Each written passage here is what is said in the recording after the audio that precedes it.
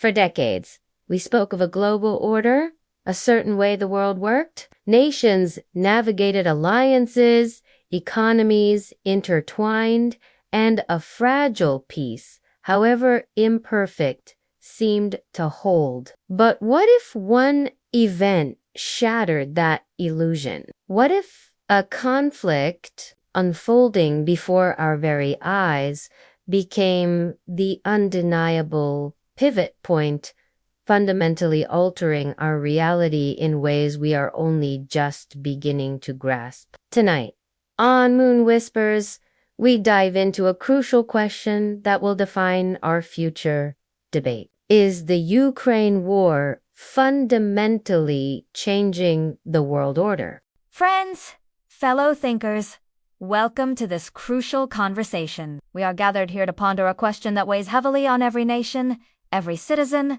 and indeed, every future generation. Is the Ukraine war truly a turning point for our world? I stand before you today to argue with absolute conviction. Yes, the Ukraine war is not merely another conflict. It is a definitive, irreversible turning point that is fundamentally reshaping the global order, alliances, values, and the very fabric of international relations. Let us first define what a turning point truly means. It is not just a major event, not just a tragic moment that captures headlines for a time. A true turning point is when the direction of a river changes course, when the foundations of a building shift, when a long journey suddenly veers onto an entirely new road with no path back to where it began. It is a moment of profound, systemic transformation where the rules, the players, and the very spirit of the game are irrevocably altered. The Ukraine war, I contend, is precisely that kind of moment for our interdependent world. Consider the landscape of global alliances. For decades, phrases like NATO's obsolescence or Europe's strategic autonomy were whispered in policy circles. Alliances were seen by some as relics of a bygone era, perhaps too slow, too divided, too uncertain of their purpose in a complex new century. Then came the invasion of Ukraine. Overnight, the very soul of the transatlantic alliance was reignited with a clarity and purpose that few could have predicted. Nations that had maintained a cautious neutrality for generations, countries like Finland and Sweden, with deep histories of known alignment, made historic, almost unimaginable decisions to join NATO. This wasn't merely speeding up an existing trend. This was a seismic shift in national identity and security doctrine. Their decision, born from the stark reality of aggression, sends an undeniable message. The security architecture of Europe has been fundamentally redrawn. The lines of division and unity are sharper, the commitment to collective defense reinvigorated, and the very nature of military cooperation has undergone a profound transformation. This is not a temporary realignment. It is a reforging of bedrock alliances built on a shared understanding of threat that was tragically absent before. Beyond military alliances, let us examine the profound economic reshaping that has been unleashed by this conflict. For decades, global trade and energy supply chains were built on assumptions of interdependence and economic efficiency, often overlooking geopolitical risks. Europe's deep reliance on Russian gas, for instance, was a seemingly unshakable fixture of the global energy landscape. The war shattered this illusion. Countries did not merely accelerate their pursuit of alternative energy sources. They engaged in an urgent, often painful, and fundamentally transformative scramble to divest from Russian fossil fuels. This forced diversification is not a temporary pivot. It is laying the groundwork for a new global energy map, accelerating the transition to renewables in ways that political will alone might never have achieved. This shift will have cascading effects on global politics, trade balances, and environmental policy for decades to come, moving us into a truly different era of energy security. Furthermore, the sheer scale and swiftness of the global financial sanctions imposed on Russia were unprecedented. This demonstrated a potent new weapon in international relations, one that sent shockwaves through global finance. It revealed the immense power of collective financial action, forcing every nation, every major corporation, to reevaluate their risk calculations and their dependencies. It has spurred discussions, particularly in non-Western capitals, about creating alternative financial systems, challenging the long-standing dominance of Western currencies and institutions. This is not a minor adjustment to trade flows. It is a fundamental stress test and potential re-architecture of the very plumbing of the global financial system. The lines of economic trust and dependency are being redrawn in real time. Crucially, the Ukraine war has ignited a significant reevaluation of international law, national sovereignty, and the very principles upon which the post-World War II order was supposedly built. The invasion was a blatant, undeniable violation of a sovereign nation's right to exist, to choose its own path, and to live in peace. This act of aggression, so stark and unprovoked, has forced the global community to confront the fragility of international norms and the effectiveness of existing institutions like the United Nations. It has sparked a fervent global debate about the meaning of sovereignty in the 21st century and whether the rules of the international game are truly strong enough to deter such raw power grabs.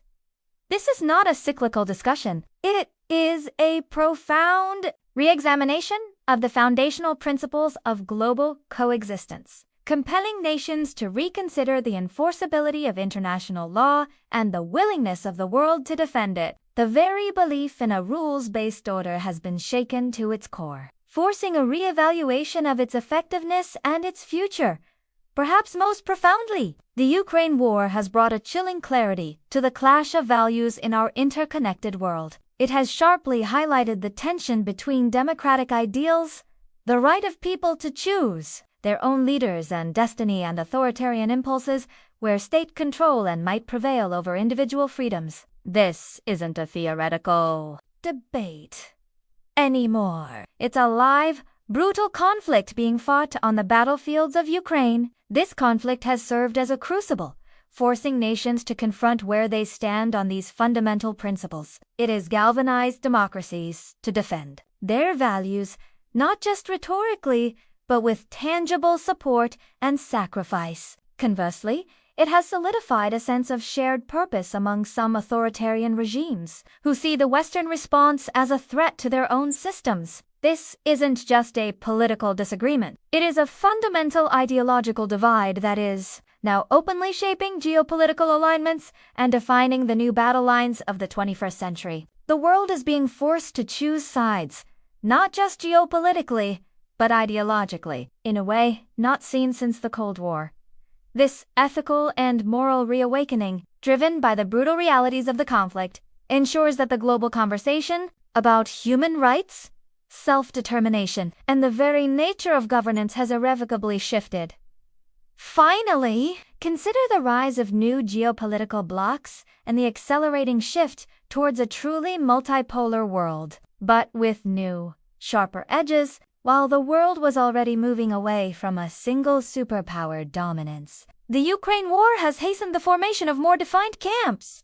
Russia, isolated by the West, is aggressively deepening ties with non-Western powers like China, Iran, and various nations in the global South. These emerging partnerships are not merely transactional. They represent a concerted effort to build alternative frameworks for global governance and trade, specifically designed to bypass or even undermine Western-dominated institutions. This challenges the very notion of a single, interconnected, global village. We are witnessing the solidification of a world where different spheres of influence operate with increasingly divergent values and economic priorities, making truly global cooperation on issues like climate change or pandemics far more complex.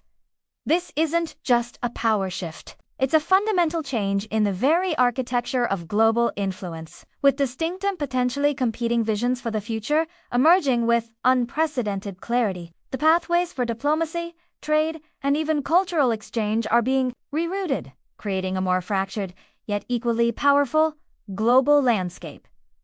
In conclusion, the Ukraine war is far more than a regional conflict. It is a crucible of change, forging new alliances, reshaping global economies, forcing a critical reevaluation of fundamental international laws, and starkly revealing a deep ideological chasm between competing visions for humanity's future. The world we knew before February 2022 is simply not the world we inhabit today, nor the one we will inhabit tomorrow. The changes unleashed are profound, interconnected, and, critically, irreversible. This war is not just a chapter in a long story. It is the definitive turning point that marks the beginning of a truly new global order.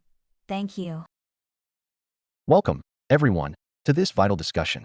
We stand at a moment where the world feels turbulent, and the temptation to declare a fundamental, irreversible shift is strong. The question before us is profound.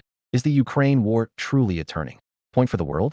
While I fully acknowledge the immense tragedy, the human cost, and the significant disruptions caused by this conflict, I must argue that this war, deeply impactful as it is not a fundamental turning point that is entirely reshaping the global order.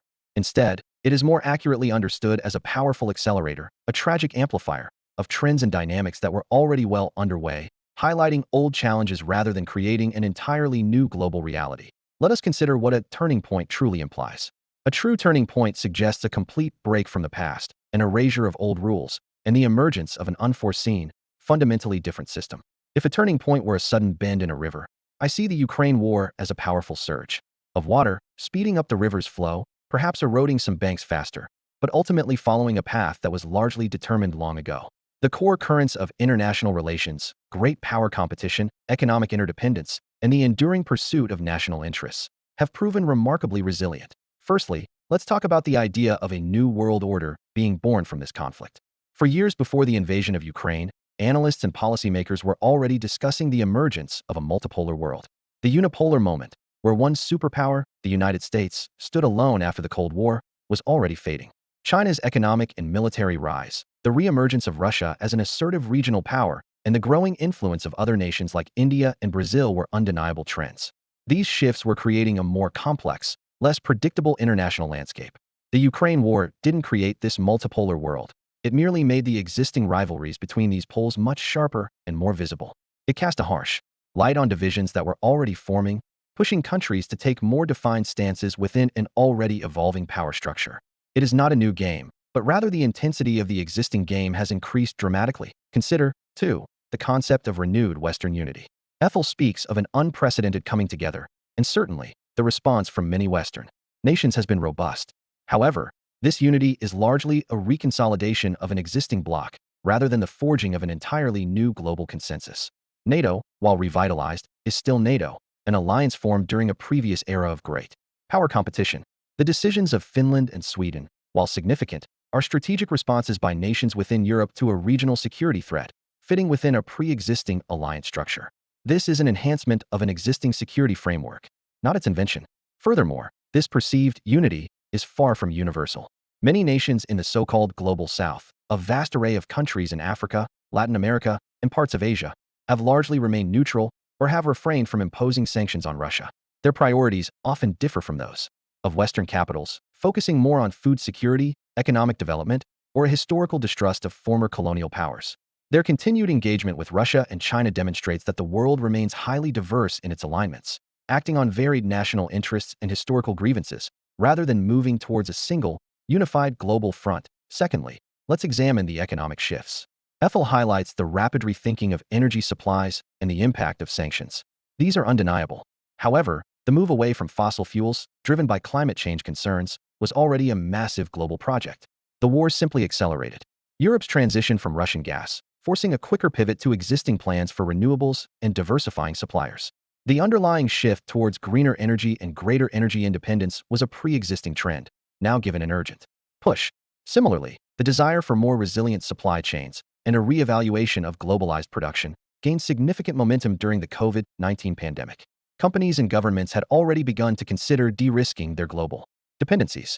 The Ukraine war certainly added another layer of urgency to these discussions, but it didn't fundamentally create the idea of friendshoring or nearshoring.